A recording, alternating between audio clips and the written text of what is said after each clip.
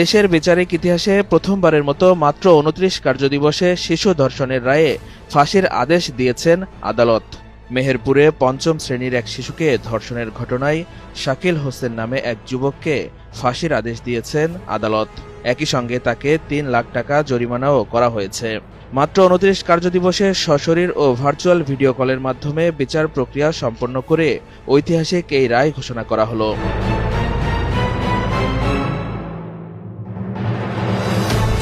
রোববার ২৪ মে দুপুরে মেহেরপুর শিশু সহিংসতা দমন আদালতের বিচারক মোহাম্মদ তাজুল ইসলাম এ রায় দেন। দণ্ডপ্রাপ্ত শাকিল হোসেন গাংনী উপজেলার চাঁদপুর গ্রামের আবদাল হোসেনের ছেলে। রায় ঘোষণার সময় আসামি আদালতে উপস্থিত ছিলেন। আদালত সূত্রে জানা গেছে, চার্জশিট জমা দেওয়ার পর মাত্র ২৯ কার্যদিবসের মধ্যে ১২ জন সাক্ষীর জবানবন্দি ও জেরা সম্পন্ন করা হয়।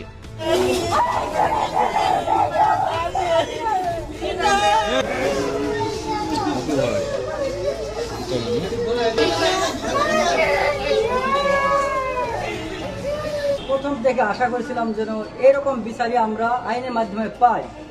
বুঝছেন, এই বিচারের রায়টা আজকে শুনে আমি খুশি এবং সবাইকে ধন্যবাদ জানাই।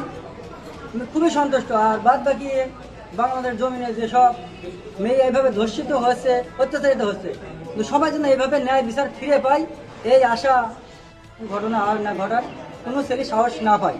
দ্রুত বিচার নিশ্চিত করতে সশরীরে সাক্ষ্য গ্রহণের পাশাপাশি ভার্চুয়াল ভিডিও কল প্রযুক্তিও ব্যবহার করা হয়।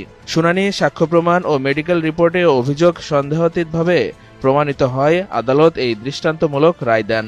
একই সঙ্গে জরিমানার ৩ লাখ টাকা আসামির স্থাবর অস্থাবর সম্পত্তি নিলামে বিক্রি করে ভুক্তভোগী শিশুর পরিবারকে দেওয়ার নির্দেশ দিয়েছেন বিচারক।